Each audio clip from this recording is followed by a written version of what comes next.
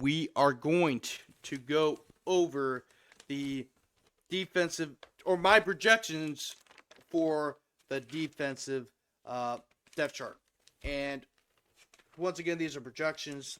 I'm not gonna nail each and every one because once again they're way too early, and even like when they roll out for spring camp, well, not spring camp, fall camp in August, you know,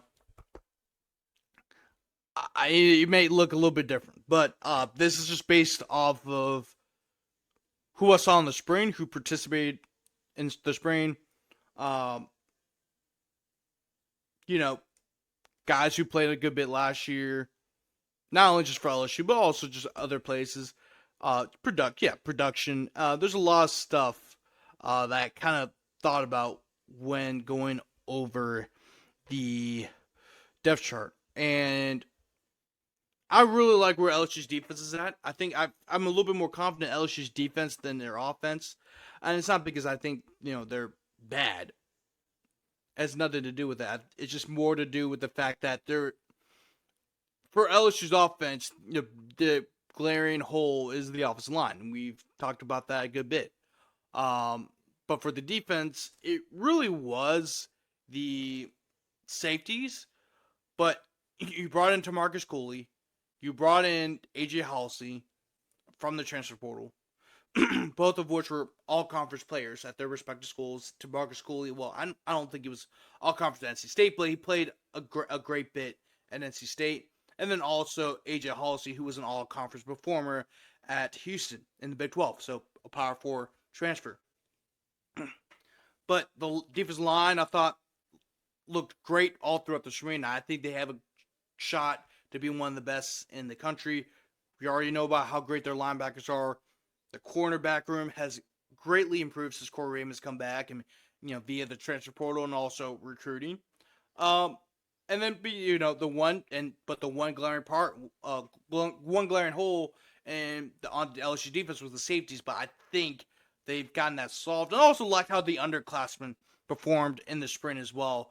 So I feel a little bit more confident in the defense than the offense, just a little bit, right? Because I still want to see how the ops line shows up, not only in the fall, but also, of course, that game against Clemson. We won't know a whole lot about this team until they play against Clemson, and then that's when you really start to see the strengths and weaknesses of this team, because it's against another team, and they don't see the same guys every day, and they don't run those same plays every day. So it'll be very, very interesting. But hold on. So to start off with the defensive depth chart projections, you're way too early defensive depth chart projections. It is the defensive tackles. I think the starters will be Ahmad Bro and Don McKinley. Both guys played a solid bit last year, whether they were as rotational players or as starters. Don McKinley actually finished the season with 3 sacks in a rotational role. So it'll be very interesting to see how he performs and once you get to the season this year, as he will get more reps because he feels a lot more comfortable. And Ahmad Bro showed up huge during the season. He stepped up huge when Jacoby and Guillory went out with a torn Achilles, and you needed the younger guys to step up, and that's when Ahmad Bro and Don McKinley did. They stepped up in a huge way. I think Jacoby and Guillory, I think he could also be a starter too. But right now, I have Jacoby and Guillory as more of a rotational player. I think it's huge that he is coming back to LSU for a 6th year, because not only is he's been a solid player for LSU in recent memories, but also he is a leader in that room. He is a veteran. He is of the guys we just mentioned, he is the only one that has played at least 4 years of college football. Don McKinley and Ahmad Bro are both true sophomores. Sean Washington was a junior college transfer. Sadir Mitchell, I believe, is a sophomore, and Bernard Gooden, I think this year will be his 3rd year playing college football. He also was a starter at South Florida the last 2 years.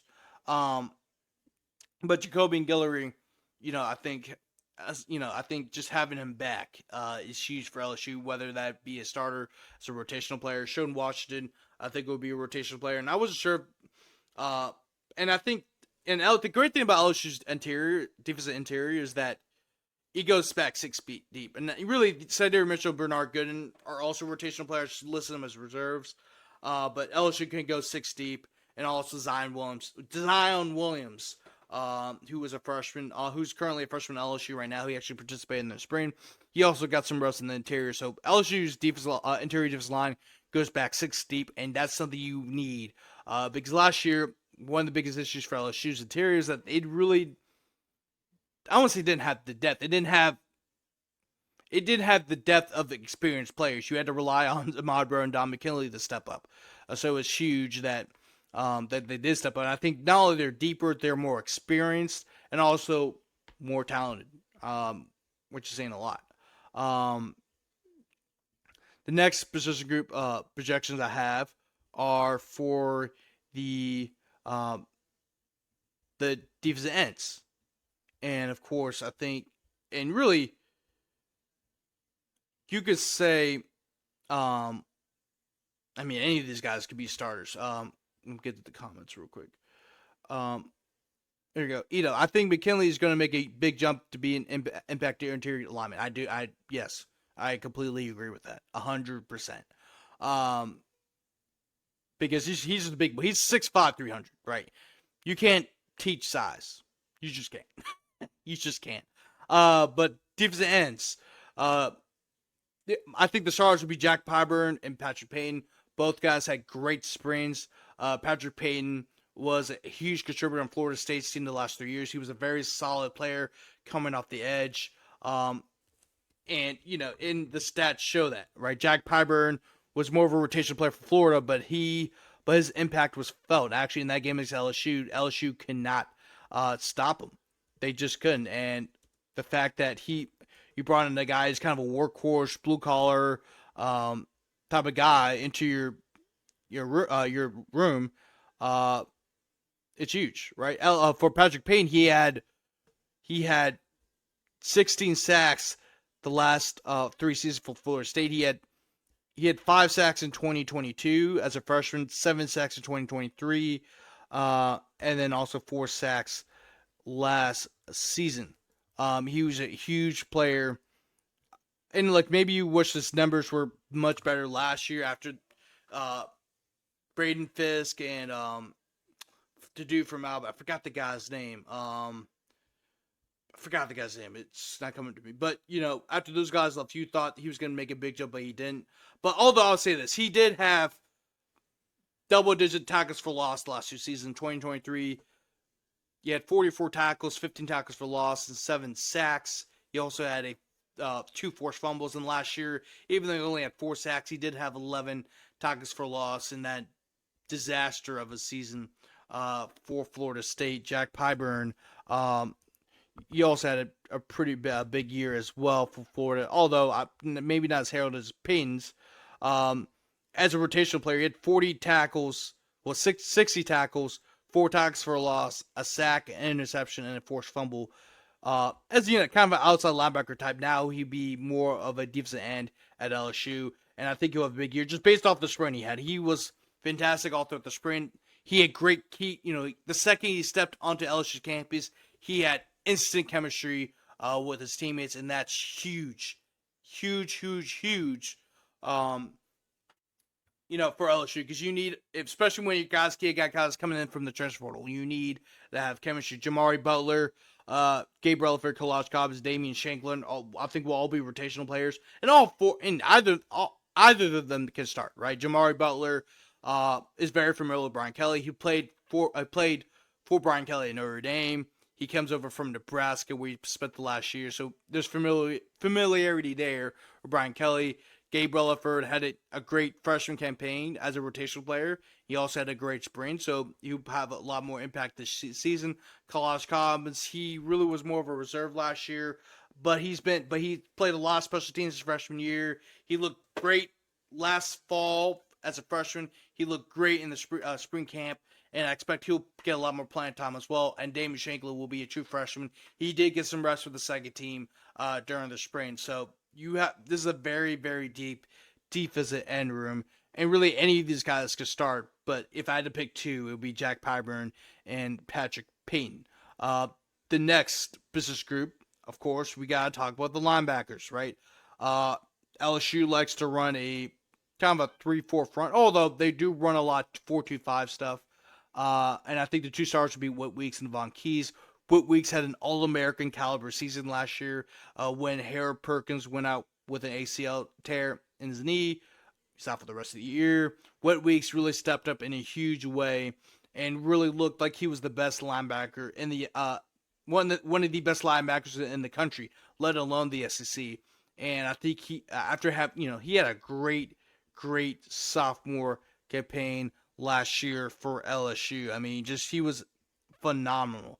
Um, he had 125 total tackles, 10 tackles for loss, 3.5 sacks, an interception, 3 pass breakups, and 2 forced fumbles. I mean, he was everywhere. He had multiple 10 plus tackle games. I think he had 2 or 3 15 plus tackle games. I mean, he was unstoppable throughout the year. I mean, I think he's more of a complete linebacker than Harold Perkins due to the fact that his instincts are better. His play recognition is better than Harold Perkins. I think Harold Perkins is more of an athletic linebacker.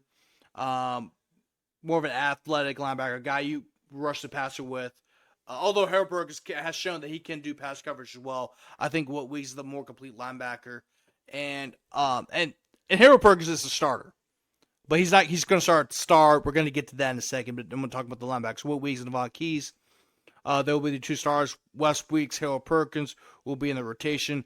And also Tylen Singleton and Charles Ross, I think can be in the rotation too. Right now, have them as reserves, but those two could be stars. And then, of course, Zach Weeks, who is younger brother Whit and Wes Weeks, he'll be reserved as well. Also, don't forget about Keelan Moses as well from U High, too, incoming true freshman. But Zach Weeks reclassified. He was originally supposed to be part of the class of 2027. He reclassified to be part of the class of 2026. So, you have a lot of talented linebackers in that linebacker room, and that's also a huge shout out to Blake Baker and the job he has done recruiting all of these guys. Going over to the star position group now. Harold Perkins, of course, is a starter. We all know that. I think this is the perfect role for him because not only can they use him as he can still be a tackling machine, but this is a better position for him not only because he can rush the passer. I think the star position allows him to rush the passer more, but then also he can also be back in pass coverage where he is also shown to be pretty good at as well. So I think this is the perfect spot for him. Major Burns played this role last year, but Major Burns wasn't the player you need because he was terrible in pass coverage, and of course he couldn't rush the passer. Harold Perkins is a much better player than Major Burns. I think we all know that. Expect to see Austin Osbury and Javion Toviano in the rotation. Javion Toviano had a great spring. He had 7 or 8 tackles. He was flying all over the place. I think he'd be in the rotation of both star and safety. So I expect to see him there. Austin Osbury, who of course is the son of Vice AD Virg Osbury. He also had a strong spring, so I expect to see him there as well. Put Javion Toviano there twice, but I think also Tamarcus Cooley. That's why I think I meant to put Tamarcus Cooley could also be a star as well. He's played a lot of nickel in the past, very versatile. And of course, Charles Ross, I think you can see some time at star because him and Harold Perkins are two very similar players. At cornerback, of course, I think that is the position that LSU is the most known for outside of receiver. The two starters, in my opinion, for that group will be Ashton Stamps and then Mansour Delane.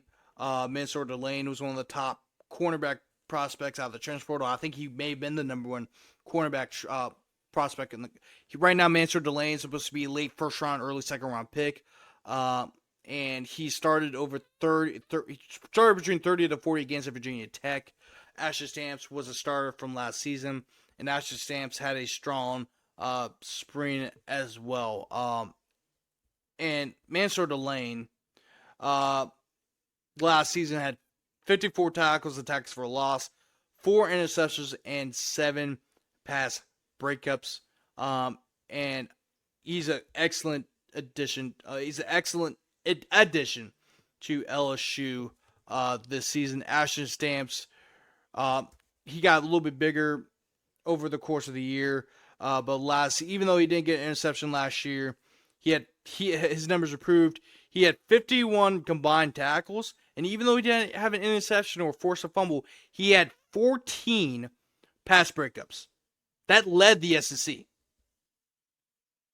And that's, you know, and I saw that stat and I was shocked. Well, I saw that because he really didn't have a flashy year. But if you have 14 pass breakups, and not only that 14 pass breakups led the SEC, that's a pretty good stat line to have. Those two I think will be the starters, but really any of these guys can be the starters, right? DJ Pickett had a strong spring as a true freshman, 6'4", 180. Like, he could be a starter at any point of the season. I'm not a joke. He's ready to play. Jakeem Jackson is very familiar with Corey Raymond. Corey Raymond recruited Jakeem Jackson to Florida, and his time in Florida was he had to deal with a good bit of injuries, but Jakeem Jackson was a starter at Florida at the beginning of the year before he got injured. PJ Woodland could be a starter as well. He had a solid freshman campaign last season, and Michael Turner had a strong spring. I think he had an interception or two during the spring.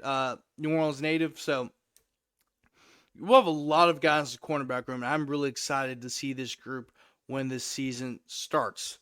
And of course, second to last, you have to talk about the safeties. I think this is the most improved group because you were able to get some transfer portal additions. AJ Hollis and Tamarcus Cooley getting them out the transfer portal was huge. You got two power four safeties, solid power four safeties. AJ Hollis was an all-conference player in Houston. Tamarcus Cooley was a solid player at NC State. Javian Toviano is coming off a strong spring, and he's back at his more natural position of safety. Deshaun Spears improved a whole lot. And also, you can't forget about Jardine Gilbert. Jardine Gilbert has played a lot of ball in the SEC, and one of the biggest reasons why he struggled last season was because he was dealing with some injuries. But he has started over between 20 to 30 games in the SEC. He transferred over from A&M. Joel Rogers also had a strong spring as well. And that a lot of credit has to go to Jake Olson, the safeties coach, for the development of the underclassmen. And also, as I mentioned, Austin Osbury. Austin Osbury can also play both safety and the star positions, kind of similar to Javian Toviano as well. So, and last but not least, we have to talk about the special teams. Special teams, Damian Ramos returns. Grant Chadwick, the transfer from Middle Tennessee State, he will be the starting punter. Of course, we already know Parker Todd left to become the punter at ULM. Is it Parker Todd? No, hold on. I feel like I messed up his name. And I've been saying it wrong the whole entire time.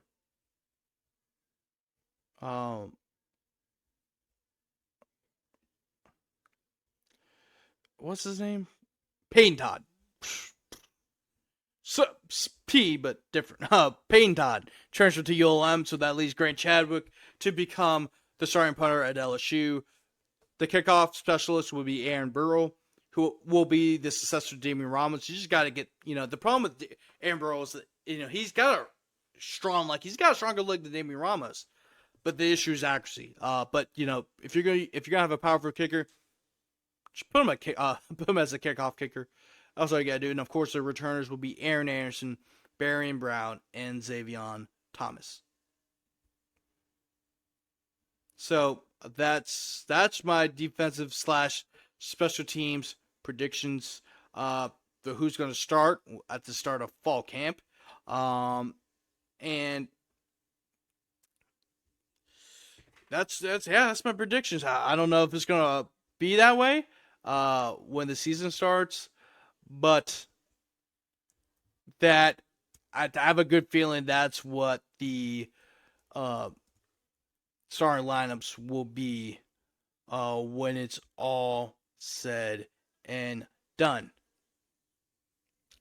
But I'm gonna